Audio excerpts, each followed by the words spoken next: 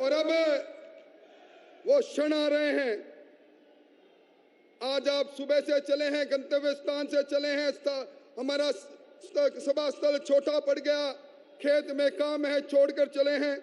इस शेखावाटी की कर्म भूमि पर आदरणीय प्रधानमंत्री जी का स्वागत करने के लिए मैं हमारे प्रदेशाध्यक्ष जी को पुकारूं। उससे पहले एक सवाल जो राजस्थान के जहन में उठा है उसको एक शेर के माध्यम से निवेदन करना चाहूंगा। सवाल पर सवाल है, जवाब कहाँ है? सदन से सड़क तक शोर मचा है, आखिर वह लाल किताब कहाँ है? आखिर वो लाल किताब कहाँ है? आदरणीय सीपी जोशी जी।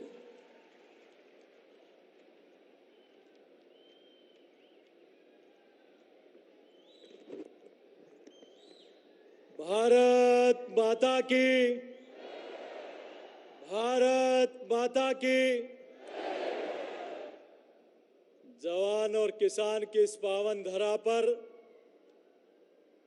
देश नहीं दुनिया के सबसे लोकप्रिय नेता आदरणीय नरेंद्र मोदी जी का इस शेखावटी की सीकर की पावन धरा पर एक बार जोरदार करतल ध्वनि से स्वागत और अभिनंदन करें।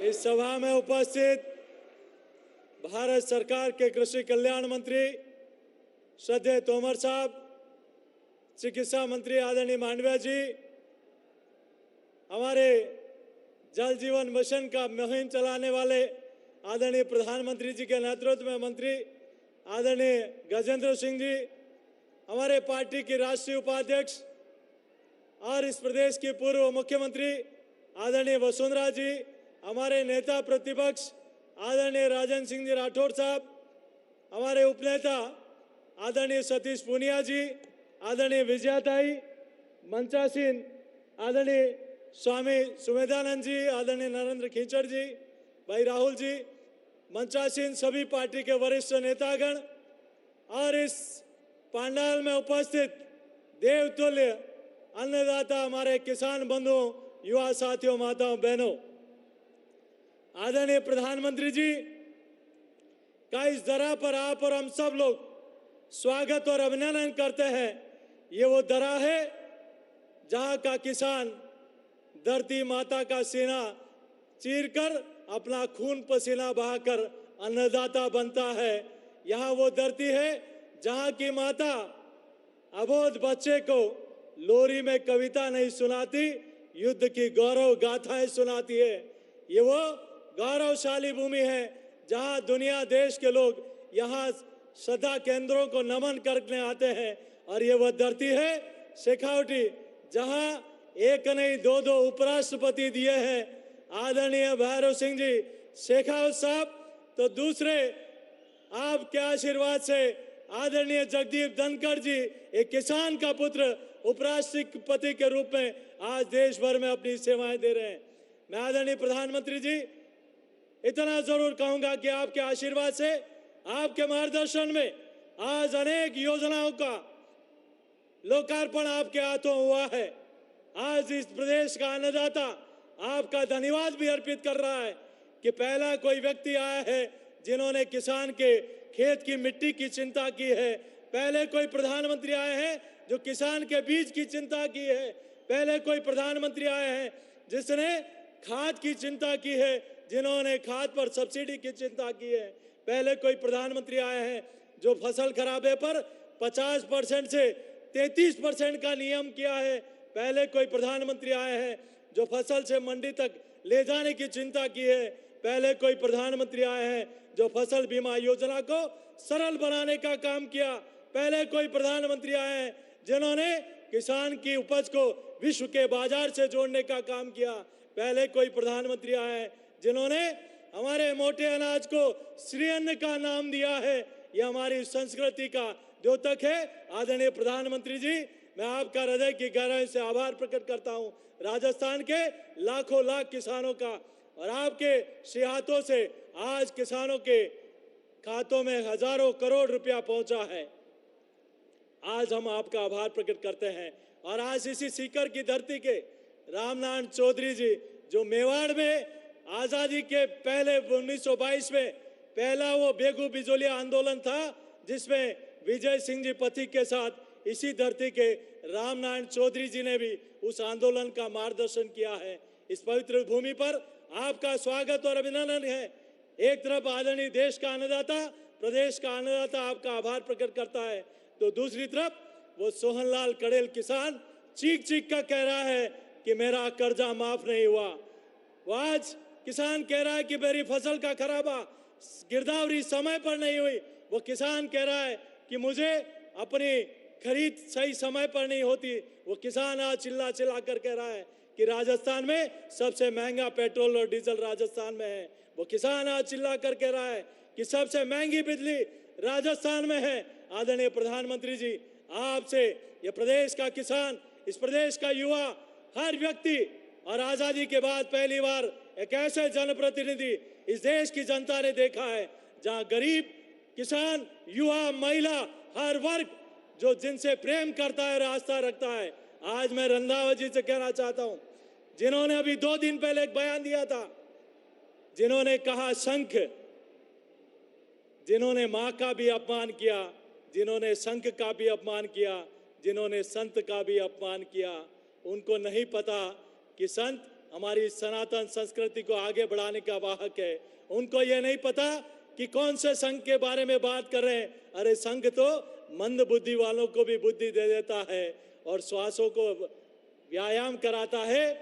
और मां के बारे में कोई ऐसे शब्दों का प्रयोग करे, ये राजस्थान की जनता आने वाले 2023 में एक ऐसा सबक, जिन्होंने हमारी गीता के ऊपर सवाल उठाया, हमारी संस्कृति पर सवाल उठाया, सवाल तो उन पर उठना चाहिए जिन्होंने इस देश को हमेशा नीचा दिखाने का काम किया।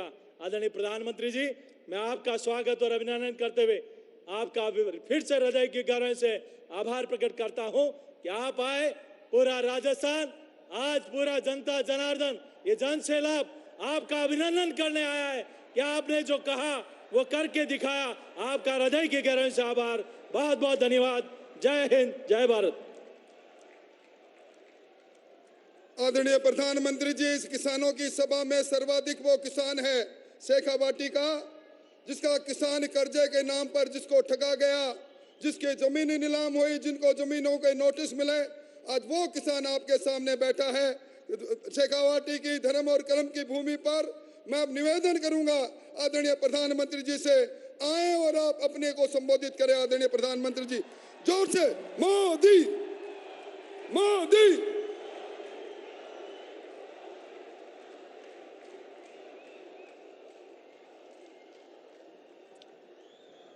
श्याम बाबा की, श्याम बाबा की, शाकंभरी माता की, जीण माता की, सालासर बालाजी की, लोहारगढ़ तीर्थ और हर्षनाथ धाम की,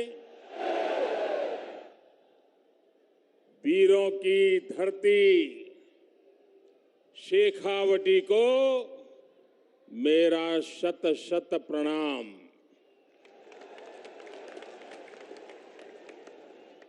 यहाँ के बारे में कहा जाता है, बोली जानी मीठी मिश्री, बोली जानी मीठी मिश्री, गमी सुहावई माटी, धर्माना विद्वाना की, या महापुरुषा की थाती, गम अनमोल रतन निपजावे,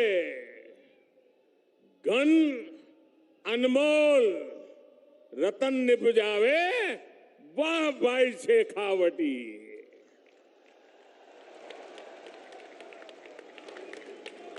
यहां आने पर आध्यात्मिक अनुभूति भी मिलती है और दिव्य आशीर्वाद भी मिलता है। शेखावटी की धरती शिक्षा संत स्वामी केशवानंद जी की जन्मभूमि है। ये श्रद्धानंद जी महाराज, अमृतानाथ जी महाराज, बुद्धगिरी जी महाराज और रतिनाथ जी महाराज की तपोभूमि है।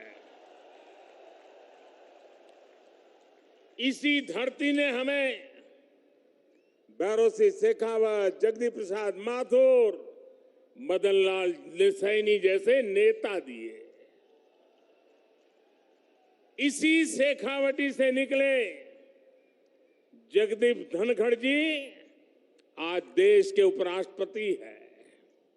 इसलिए आज जब मैं सीकर आया हूं तो मेरे मन में एक अलग उमंग है, उत्साह है, ऊर्जा है। आप इतनी बड़ी संख्या में हमें आशीर्वाद देने आए हैं। जहां जहां मेरी नजर पहुंचती है लोग ही लोग हैं। वहां पीछे तो बिल्डिंग के ऊपर भी लोग दिखते हैं। ये जन सैलाब बता रहा है कि आने वाले चुनाव में ऊंट किस करवट बैठेगा। अब राजस्थान की करवट भी बदलेगी और मेरी गारंटी है राजस्थान की किस्मत भी बदलेगी। इसलिए आज राजस्थान में चारों तरफ एक ही गूंज है, एक ही स्वर है, एक ही नारा है, जीतेगा कमल, खिलेगा कमल। साथियों, भाजपा की सरकार राजस्थान की दिन रात सेवा करने के लिए प्रतिबद्ध है। अभी कुछ देर पहले आपने शायद यहां टीवी पे कार्यक्रम देखा होगा। किसानों के बैंक खातों में पीएम किसान सम्मान निधि के लगभग 18,000 करोड़ रुपए भेजे गए हैं। राजस्थान के भी 55 लाख से ज्यादा किसानों को आज 1200 करोड़ रुपए से ज्यादा सीधे उनके खाते में पहुंच गए हैं। आज मुझे राजस्थान के अलग अलग जिलों में 7 मेडिकल कॉलेजों के शिलान्यास उसका भी अवसर मिला है। सीकर, चित्तौड़गढ़, धौलपुर, सिरोही और श्री गंगानगर के मेडिकल कॉलेजों का लोकार्पण भी आज हुआ है। युवाओं के भविष्य के लिए नए एकलव्य स्कूल भी मैंने राजस्थान के लोगों को समर्पित किए हैं। साथियों, केंद्र सरकार की तरफ से राजस्थान की सेवा का ये सिलसिला लगातार चल रहा है। इससे पहले कुछ सप्ताह पहले मैं बीकानेर आया था, तब भी मुझे अमृतसर जामनगर एक्सप्रेसवे और 24,000 करोड़ रुपयों की परियोजनाओं के लोकार्पण शिलान्यास का सौभाग्य मिला था। राजस्थान में अच्छी सड़कों के लिए, अच्छे हाईवे के लिए, राज्य के विकास के लिए भाजपा सरकार केंद्र से लगातार पैसे भेज रही है। जब केंद्र में, साथियों याद रखना, याद रखोगे, याद रखोगे, जरा हाथ ऊपर करके बताओ, याद रखोगे, पक्का याद रखोगे। केंद्र में जब कांग्रेस की सरकार थी तो 10 साल में राजस्थान को टैक्स की हिस्सेदारी के रूप में 1 लाख करोड़ रुपए ही दिए गए थे। बीते 9 वर्षों में भाजपा की सरकार ने टैक्स की हिस्सेदारी के रूप में राजस्थान को 4 लाख करोड़ रुपए से भी ज्यादा पहुंचाए हैं। कहां 1 लाख करोड़ और कहां 4 लाख करोड़। जब केंद्र में 10 साल कांग्रेस की सरकार थी तो राजस्थान को सेंट्रल ग्रांट के रूप में भी करीब 50,000 करोड़ रुपए ही दिए गए थे। हमारी सरकार ने बीते 9 वर्षों में सेंट्रल ग्रांट के तौर पर राजस्थान को 1.5 लाख करोड़ रुपए से ज्यादा दिए हैं। लेकिन जब से यहां कांग्रेस की सरकार बनी है तब से यहां विकास के काम में सिर्फ रोड़े अटकाने का ही काम चल रहा है। मैंने राजस्थान सहित पूरे देश की बहनों से वादा किया था कि उनके घर तक पाइप से पानी पहुंचाऊंगा, और जब इतनी बड़ी मात्रा में आज माताएं बहनें आशीर्वाद देने आई हैं, हमने इसके लिए जल जीवन मिशन शुरू किया। आज देश भर में आंकड़ा सुनिए दोस्तों, आज देश भर में 9 करोड़ से अधिक नए परिवारों तक पानी के कनेक्शन पहुंच चुके हैं। अनेक राज्यों में 100% नल से जल देने का काम पूरा हो गया है। लेकिन राजस्थान के लोगों को कांग्रेस की सरकार पानी के लिए भी तरसा कर रखना चाहती है। राजस्थान हर घर जल योजना में बहुत पीछे चल रहा है। यहां शेखावटी के लोग जानते हैं कि कुंभाराम लिफ्ट पेयजल योजना के साथ इन्होंने क्या किया। जब यहां भाजपा सरकार थी तब इस पर 5,000 करोड़ रुपए का खर्च होने का अनुमान था। कांग्रेस की सरकार बनी तो उन्होंने परियोजना को तो लटका दिया। आज इसकी लागत भी करीब करीब 2 गुनी हो गई है। यानी कांग्रेस ने पानी का भी नुकसान किया और पैसे का भी नुकसान किया।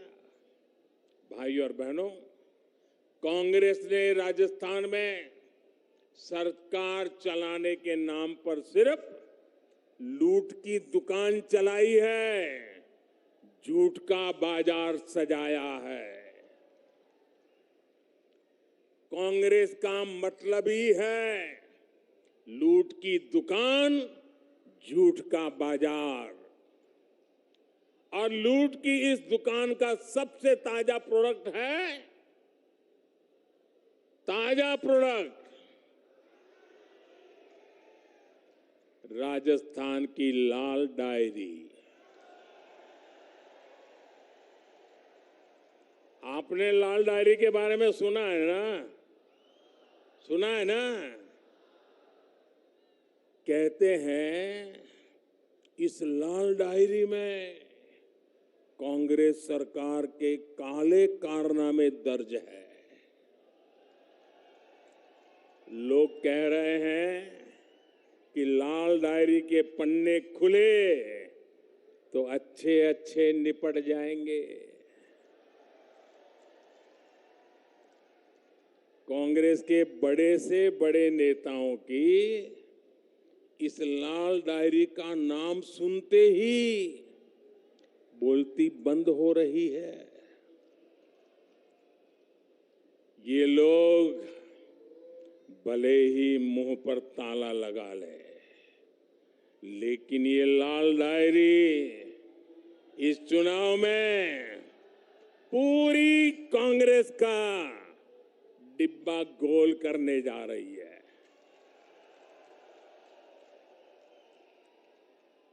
साथियों, लोकतंत्र में हर सरकार को अपने काम का हिसाब देना होता है, लेकिन क्या राजस्थान में कांग्रेस आपको अपने काम का हिसाब देती है क्या?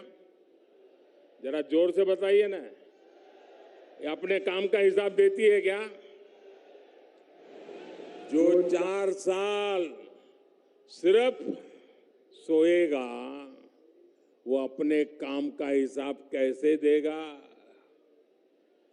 इन लोगों ने सरकार का हर दिन आपसी खींचतान में, वर्चस्व की लड़ाई में बर्बाद किया है।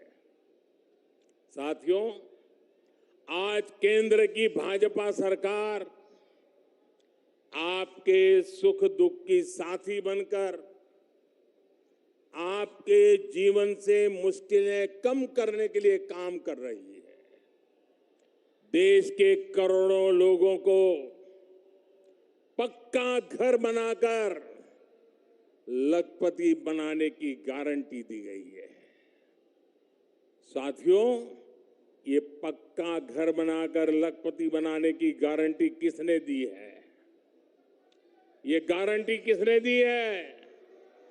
ये गारंटी को किसने पूरा किया है? भाजपा सरकार ने। देश के करोड़ों गरीबों को मुफ्त राशन की गारंटी किसने दी? किसने दी? किसने दी? भाजपा सरकार ने दी। कोरोना के काल में करोड़ों गरीबों को मुफ्त वैक्सीन की गारंटी किसने दी? किसने दी? भाजपा सरकार ने दी। देश के करोड़ों गरीबों को अस्पताल में 5 लाख तक के मुफ्त इलाज की गारंटी किसने दी? किसने दी? जन औषधि केंद्र में गरीबों को सस्ती दवाइयों की गारंटी किसने दी? किसने दी? गरीब का बच्चा भी डॉक्टर, इंजीनियर बन सके, अंग्रेजी ना आने की वजह से पीछे न रह जाए, इसके लिए मातृभाषा में पढ़ाई की गारंटी किसने दी? पूरी ताकत से बोलिए, किसने दी? किसने दी? गरीब के कल्याण के लिए दिल्ली में बैठा आपका ये सेवक पूरे समर्पित भाव से काम कर रहा है। भाई और बहनों, हमारे सीकर की पहचान तो शिक्षा नगरी के रूप में भी होती है। यहां के गांव ढाणी डॉक्टर, इंजीनियर बनाते आए हैं। केंद्र की भाजपा सरकार युवाओं को शिक्षा और रोजगार के नए अवसर देने में जुटी है। लेकिन राजस्थान में क्या हो रहा है? राजस्थान में युवाओं के भविष्य से खिलवाड़ हो रहा है। पेपर लीक उद्योग चल रहा है, पेपर लीक उद्योग।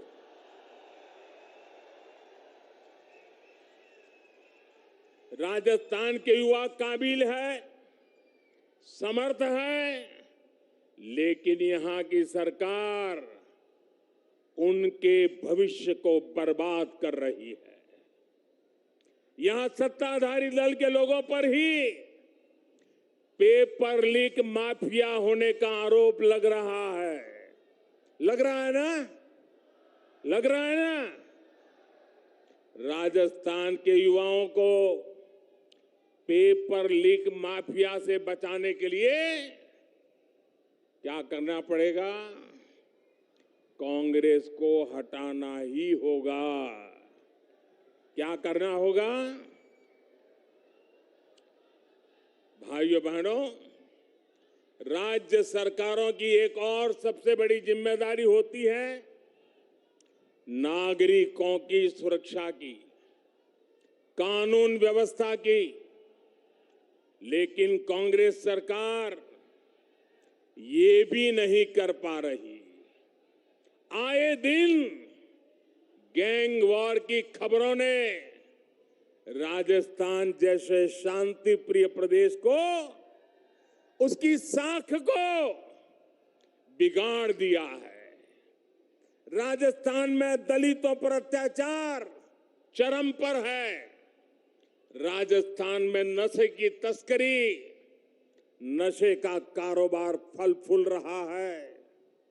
हमारे तीज त्योहारों पर खतरा मंडराता रहा है। कब पत्थर चलने लगे, कब गोलियां चले, कब कर्फ्यू लग जाए, कोई नहीं जानता। भाइयों और बहनों, राजस्थान के लोग कुछ भी बर्दाश्त कर सकते हैं, लेकिन राजस्थान के लोग बहन बेटियों के सम्मान से खिलवाड़ कभी भी बर्दाश्त नहीं कर सकते।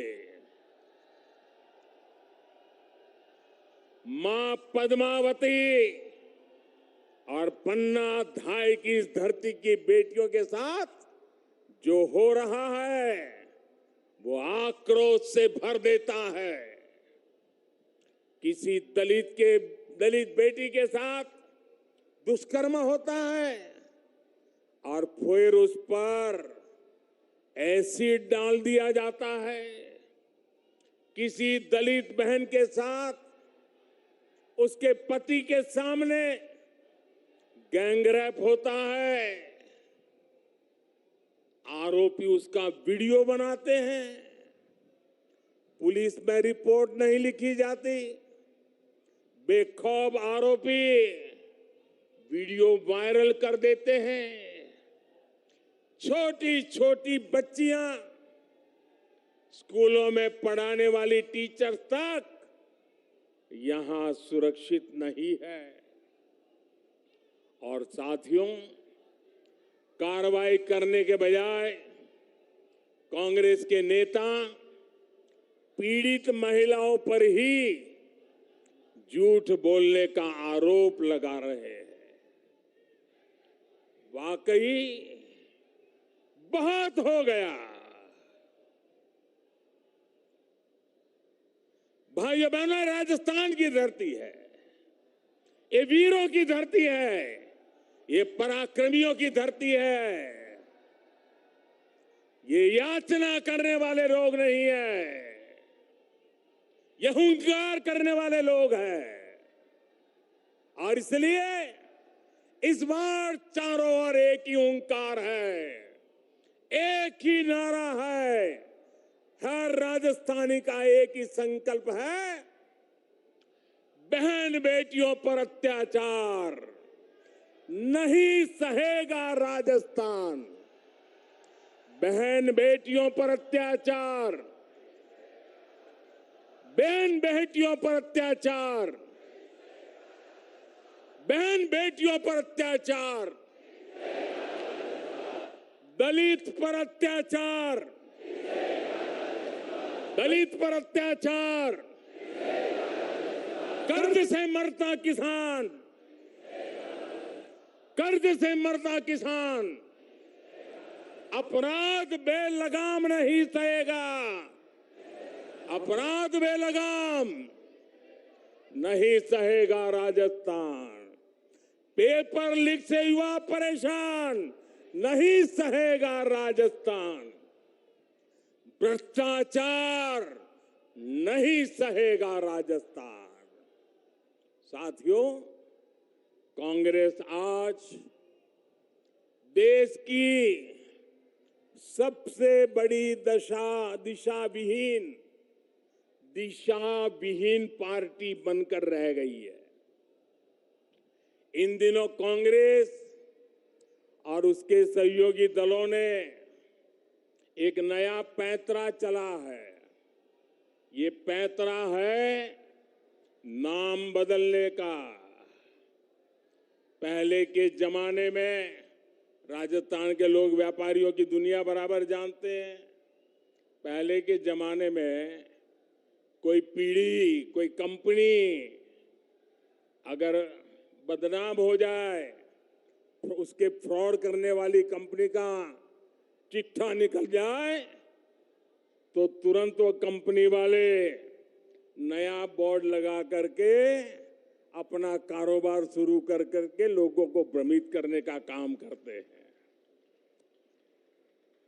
और नाम बदल करके लोगों को मूर्ख बना करके अपना धंधा पानी चलाने की कोशिश करते हैं।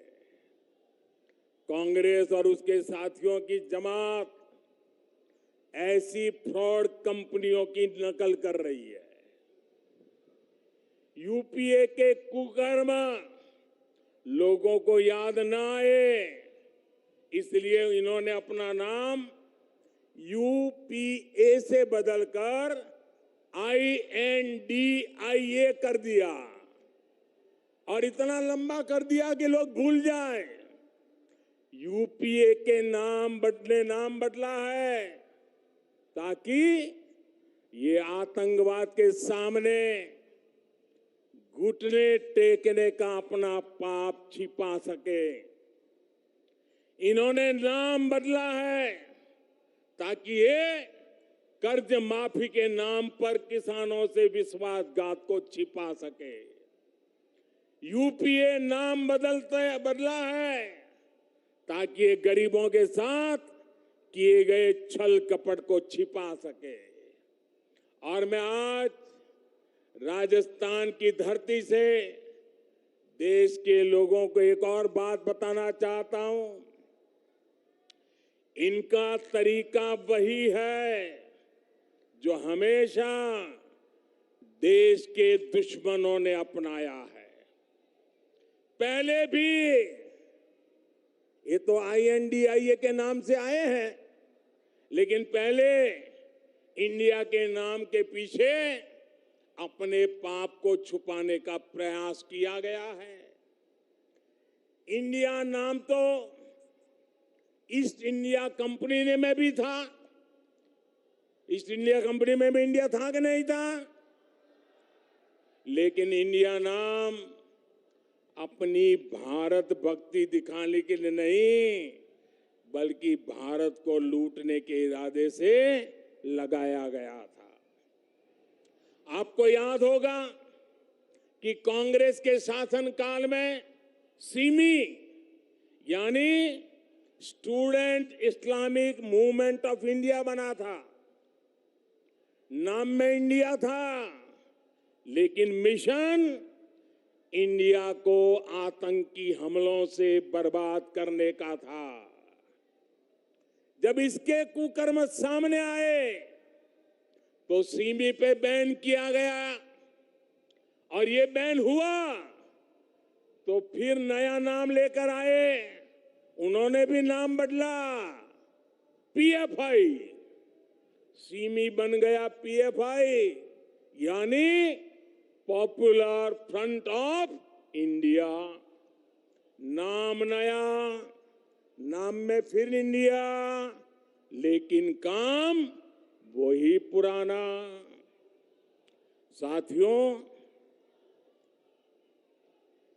INDIA के नाम के लेबल से ये अपने पुराने कारनामों को छुपाना चाहते हैं। यूपीए के कारनामों को छुपाना चाहता है। अगर इनको वाकई इंडिया की परवाह होती तो क्या विदेश में जाकर के विदेशियों से भारत में दखल देने के लिए बात करते क्या?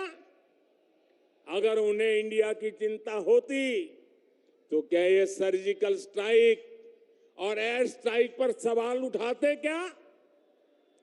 इनको इंडिया की चिंता होती तो क्या ये गलवान में भारत की सेना के शौर्य को कटघरे में रखते क्या? साथियों, ये वही चेहरे हैं जो आतंकी हमला होने पर दुनिया के आगे रोते थे, कुछ नहीं करते थे, इन्हें देश के सुरक्षा बलों के सामर्थ्य पर भरोसा नहीं है। ये वही चेहरे हैं जिन्होंने हमारे सैनिकों का हक मारा है। दशकों तक हमारे सैनिक वन रैंक वन पेंशन मांगते रहे, लेकिन इन्होंने नहीं दिया। जो लोग टुकड़े टुकड़े गैंग को गले लगाते हैं, जो लोग भारत में भाषा के आधार पर बंटवारा करते हैं, जो लोग विदेशों से संबंध भी इस आधार पर बनाते हैं कि उनका वोट बैंक नाराज ना हो जाए, जिनके लिए राष्ट्रहित नहीं बल्कि वोट बैंक सर्वोपरि है, वे लोग आज जब INDIA की बात करते हैं तो दिखावा लगता है, छलावा लगता है, झूठ लगता है। भाई और बहनों, इन लोगों में अहंकार कूट कूट कर भरा हुआ है। एक बार इन्होंने नारा दिया था, Indira is India, India is Indira, और तब देश की जनता ने उनका हिसाब चुकता कर दिया था, चुन चुन करके साफ कर दिया था, उखाड़ फेंका था उन लोगों को। अहंकार से भरे हुए इन लोगों ने फिर वही पाप दोहराया है। ये सुधरने को तैयार नहीं है। ये लोग कह रहे हैं UPA is India, India is UPA। इनका जनता पर फिर से एक बार वही हाल करेगी जो पहले किया था। साथियों, हम जानते हैं कि आजादी का आंदोलन जब पूरी प्रखरता पर था तो महात्मा गांधी ने एक नारा दिया था। ये नारा देश के लोगों की प्रेरणा बन गया था और आजादी के आंदोलन में इस नारे ने ऊर्जा भर दी थी। नौजवान स्कूल कॉलेज में अपनी किताबें छोड़ करके महात्मा गांधी के आदेश पर आजादी के लिए चल पड़े थे, जेलें भर दी थी, अंग्रेजों की गोलियां कम पड़ गई थी। वो दिन थे और तब महात्मा गांधी ने जो नारा दिया था, आज फिर से देश के कल्याण के लिए, देश के उज्जवल भविष्य के लिए उस नारे की फिर से जरूरत है। दोस्तों, इस नारे को फिर से गांव गांव घर घर पहुंचाने की जरूरत है। वो क्या नारा था? महात्मा गांधी ने नारा दिया था,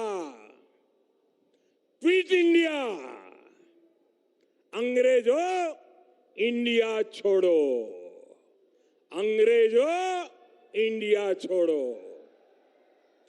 और अंग्रेजों को देश छोड़कर जाना पड़ा था। वैसे ही आज हम समृद्ध भारत बनाने का संकल्प लेकर चले हैं। जैसे गांधी जी ने क्विट इंडिया का मंत्र दिया था, वैसे ही आज का मंत्र है भ्रष्टाचार क्विट इंडिया, भ्रष्टाचार छोड़ो इंडिया, परिवारवाद क्विट इंडिया, परिवारवाद छोड़ो इंडिया, तुष्टीकरण क्विट इंडिया, तुष्टीकरण छोड़ो इंडिया। क्विट इंडिया ही देश को बचाएगा और देश को विकसित भारत बनाएगा। भाइयों और बहनों, राजस्थान के लिए भी भाजपा का रोड मैप स्पष्ट है, नीति साफ है।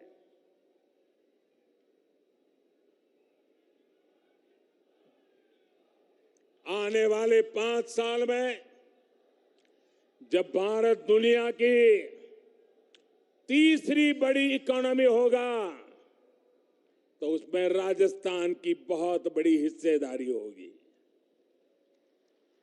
भाजपा सरकार बनते ही यहां भ्रष्टाचारियों पर, अपराधियों पर कड़ी कार्रवाई की जाएगी। भाजपा सरकार राजस्थान के नौजवानों की आकांक्षा को सम्मान देगी। भाजपा की डबल इंजन सरकार बिना रुके बिना थके काम करेगी। राजस्थान के पास सामर्थ्य की कमी नहीं है। राजस्थान के विकास के लिए जैसे पूरा राजस्थान आज मुझे साथ दे रहा है, मेरा शेखावटी भी पीछे नहीं रहेगा, ये मुझे पूरा भरोसा है। साथियों, हाथ ऊपर करके मुझे जवाब दीजिए, शेखावटी की हर सीट, हर विधानसभा सीट, हर बूथ पर कमल खिला करके रहेंगे। ये संकल्प है, ये वादा है। साथियों, ये ऊर्जा पूरे राजस्थान के हर बूथ में कमल खिलाएगी। इसी विश्वास के साथ घर घर मंत्र लेके चले जाइए, भ्रष्टाचारी क्विट इंडिया, परिवारवादी क्विट इंडिया। इस मंत्र को लेकर के आगे बढ़े। बहुत बहुत धन्यवाद। मेरे साथ बोले भारत माता की, भारत माता की, भारत माता की। धन्यवाद माननीय प्रधानमंत्री जी। नारा लगाएंगे मेरे से जोर से, हर हर मोदी, हर हर मोदी, भारत माता की, भारत माता की। धन्यवाद। जय भारत।